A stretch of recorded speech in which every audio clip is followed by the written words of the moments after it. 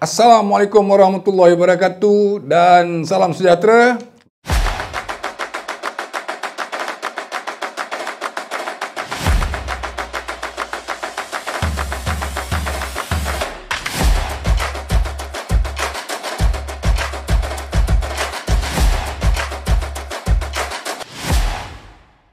Bertemu kembali dalam Flash Sukan untuk memperbincangkan World Cup 2022 di Qatar. Piala Dunia yang sedang berlangsung. Okey, sekarang makin lama makin rancak. Kita bermula dengan kumpulan D.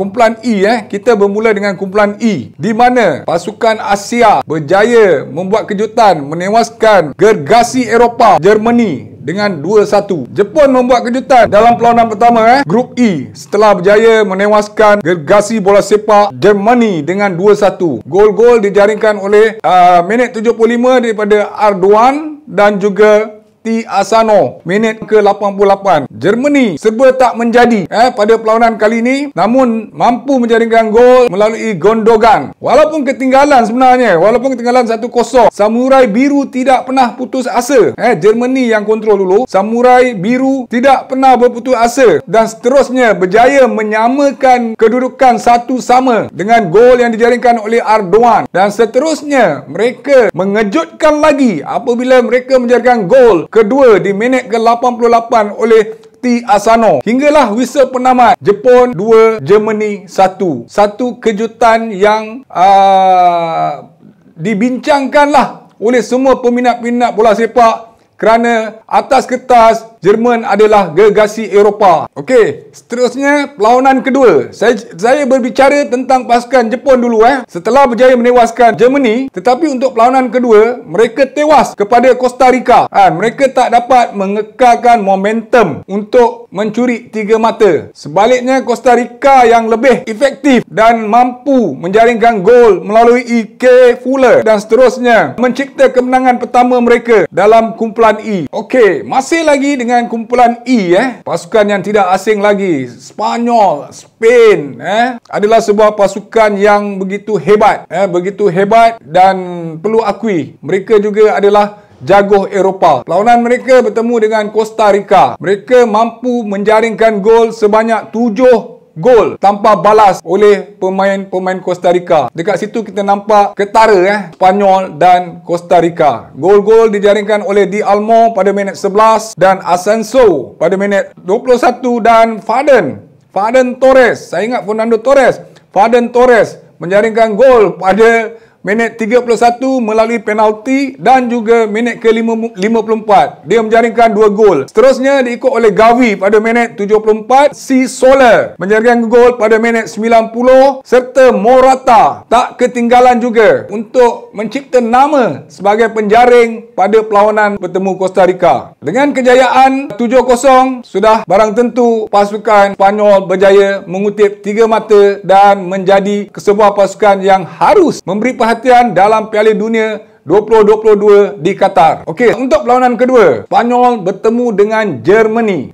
Germany yang kita tahu first game telah ditewaskan oleh Arab Saudi dan mereka kena bangkit kerana inilah hidup mati mereka. Apa sekali berlaku pun sekurang-kurangnya mereka perlu mencari 1 mata. Jika mereka tewas, Germany mungkin akan diantar pulang awal. Jadi untuk perlawanan bertemu dengan Spanyol ni, kita dapat lihat bagaimana kedua-dua pasukan memberi tentangan dan Germany juga bersemangat kerana mereka tidak boleh kalah dan akhirnya Germany mampu menjaringkan gol setelah Spanyol menjaringkan gol awal sekali lagi melalui Morata pada minit 62 sehinggalah minit ke-83 Niklas Füllkrug menyamakan kedudukan 1-1 dan seterusnya Germany mengatur arah, mengatur strategi untuk mencipta gol kemenangan, namunnya tidak berhasil sehinggalah whistle penamat Spanyol 1, Germany 1. Dengan keputusan 1-1, Jerman lega dapat bernafas setelah draw dengan pasukan Spain. Okey. Coach Jerman Hansi Flick. Ini mencetuskan semangat buat juara 4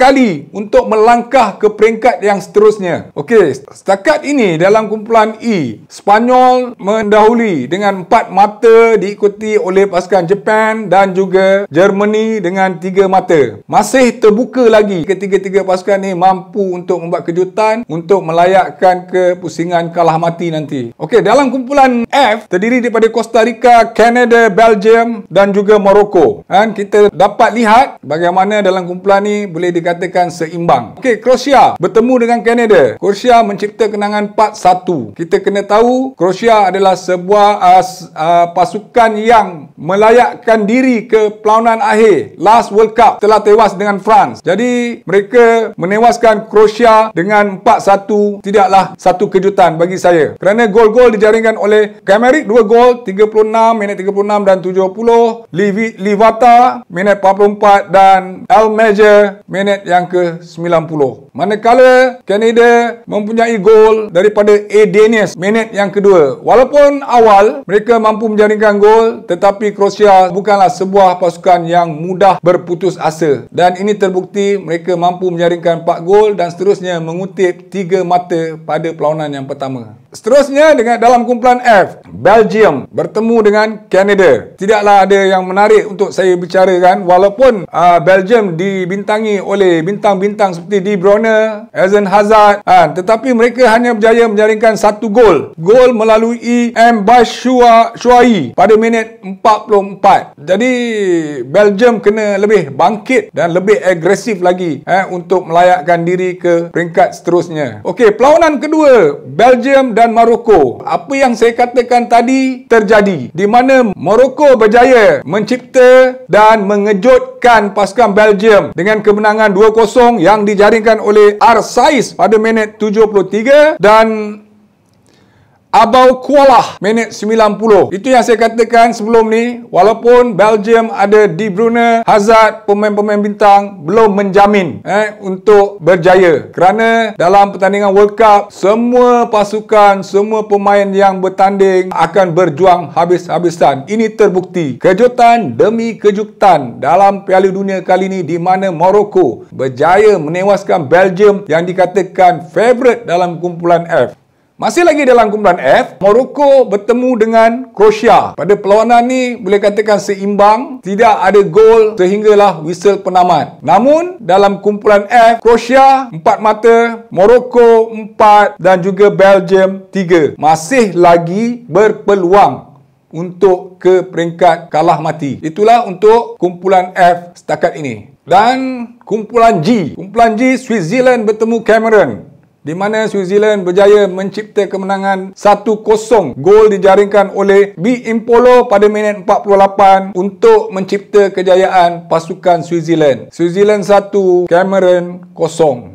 Okey, kita berbalik dengan kumpulan F lagi, antara pasukan yang menjadi favourite untuk Piala Dunia kali ini, pasukan Brazil. Jika kita sebut rata-rata menyatakan Brazil sebuah pasukan yang kuat, tambahan pula dengan bintang-bintang dibarisi oleh pemain-pemain bintang. Pada perlawanan pertama, Brazil mampu menewaskan Serbia dengan 2-0, dijaringkan oleh Richarlison pada minit 62 dan 73. Brazil turun sebagai pasukan favourite, jadi tidak terkejut Brazil mampu berjaya menewaskan Serbia dengan 2-0. Walau bagaimanapun, mereka harus membayar kemenangan dengan kehilangan pemain bintang mereka, Neymar, yang tercedera pada perlawanan bertemu dengan Serbia. Mungkin dia mampu untuk comeback atau lupakan Piala Dunia pada kali ini. Namun, Brazil berjaya mencipta 3 mata bertemu dengan Serbia. Okey, perlawanan seterusnya Brazil bertemu dengan Switzerland, pasukan favourite, berjaya juga menewaskan Switzerland dengan 1-0. Walaupun 1-0 itu yang paling penting, kemenangan yang paling penting dijaringkan oleh Casemiro pada minit 83. Brazil turun tanpa bintang mereka, Neymar, dan berkesudahan dengan 1-0. Jadi Brazil telah menang 2 perlawanan untuk pusingan awal. Untuk grup G ni, bagi saya Brazil telah mengutip 6 mata.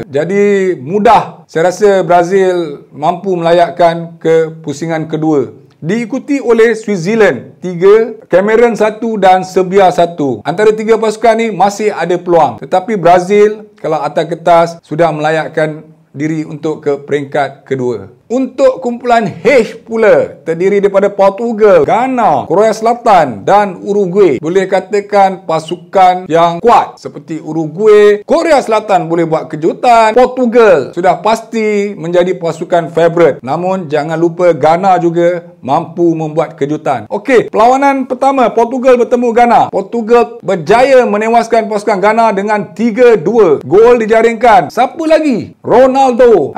Pada minit 65 penalti. Dan seterusnya dijaringkan oleh J. Felix dan juga Arlio pada minit 80. Namun Ghana tetap melawan. Mereka berjaya menjaringkan gol melalui A. Ain pada minit 73 dan Bukhari pada minit 89. Namun Cristiano Ronaldo berjaya membimbing pasukan Portugal untuk mencipta kemenangan pertama dan seterusnya mengutip 3 mata pada perlawanan bertemu dengan Ghana. Saya sambungkan terus dalam kumpulan F ni Portugal juga untuk perlawanan kedua. Portugal bertemu dengan Uruguay. Memang perlawanan yang sengit. Uruguay memberi tentangan untuk mencipta jaringan. Uruguay dibintangi oleh pemain seperti Cavani dan Nunes. Tetapi Portugal berjaya menewaskan Uruguay dengan 2-0 gol Fernandes pada minit 54 dan minit 90 extra time penalty. Cristiano Ronaldo sekali lagi berikan rakan-rakannya motivate untuk mencipta kemenangan. Jadi setelah 2 perlawanan, Portugal mengutip 6 mata. Dan seterusnya kita berbicara tentang pasukan Korea Selatan. Korea bertemu Ghana. Okey, memang kita tahu wakil Asia kita sentiasa memberi yang terbaik setiap kali dalam pertandingan Piala Dunia World Cup ni. Namun tewas kepada pasukan Ghana dengan 3-2. Gol Ghana dijaringkan oleh Salisu pada minit 24 dan juga Muhammad Kudus pada minit 34 dan 68. Namun Korea Selatan, inilah saya katakan, tidak pernah berputus asa sehingga whistle penamat. Mereka mampu menjaringkan gol melalui Go Cho pada minit 58 dan 81. Namun apakan daya, Ghana telah menewaskan Korea Selatan 3-2 dan kekal hingga whistle penamat. Jadi untuk kumpulan H, Portugal dengan 6 mata, Ghana 2 mata, South Korea 1 mata, Uruguay 1 mata. Masih lagi terbuka untuk mereka mencipta kemenangan dan meneruskan ke peringkat kedua. Inilah yang saya nanti-nantikan. Grup C, pasukan favourite saya lah Argentina. Saya memang meminati Argentina dari dulu kerana late Diego Armando Maradona. Hingga sekarang saya masih lagi menyokong Argentina. Tapi apakan daya, pada perlawanan pertama Argentina dikejutkan dengan Arab Saudi, gergasi Asia. Namun untuk perlawanan ni Lionel Messi tidak dapat bergerak bebas setelah Arab Saudi mengejutkan Argentina. Tetapi pada pusingan perlawanan yang kedua, mereka tewas kepada Poland dengan 2-0. Inilah bola sepak. Bukan mudah untuk mengekalkan permainan dan juga kemenangan serta semangat untuk berjuang lebih tinggi. Ini terbukti di mana Poland berjaya menewaskan Arab Saudi dengan 2-0 melalui Zibinski pada minit 39 dan juga lewat saya nak sebut pemain anak emas pasukan Poland, Lewandowski, menjaringkan gol kedua. Satu dunia tahu Lewandowski yang bermain dengan pasukan Barcelona sekarang. Untuk grup C, 3 tim masih lagi berpeluang. Poland, Argentina dan juga Arab Saudi. Kita tunggu untuk perlawanan ketiga dan terakhir nanti. Juara dunia pasukan Perancis yang dibintangi oleh bintang-bintang dunia yang sudah barang tentu. Pemain utama mereka Mbappe. Perancis perlawanan pertama mereka berjaya menewaskan Australia dengan 4-1. Walaupun Australia menjaringkan gol awal melalui Craig Godwin, tetapi pasukan Perancis mempunyai pengalaman dalam Piala Dunia kerana mereka berjaya mencari gol penyamaan melalui Adrien Rabiot pada minit 27 dan minit 32, 71 daripada Giroud dan seterusnya. Pemain kesayangan pasukan Perancis Mbappe menjaringkan gol keempat untuk pasukan France dan seterusnya membawa pasukan Perancis berjaya untuk mencipta kemenangan pertama dengan 4-1. Okey, Untuk perlawanan kedua, France berjaya menewaskan Denmark sekali lagi melalui Mbappe dengan 2 gol pada minit 21 dan 86. Walaupun Denmark menjaringkan gol melalui Christensen, tetapi pasukan France bukanlah mudah untuk ditewaskan. Jadi, kepada peminat-peminat bola sepak tanah air, pastikan pasukan Perancis sebuah pasukan yang harus dipandang untuk tournament Piala Dunia pada kali ini. Sebelum tu, untuk kumpulan D, Perancis dengan 6 mata, saya rasa mereka telah lepas untuk pusingan kedua, diikuti oleh Australia dan Denmark. Okey, sampai di sini dulu kita punya rumusan untuk Piala Dunia 2022 di Qatar. Dan kita ketemu lagi di Flash Sukan minggu depan.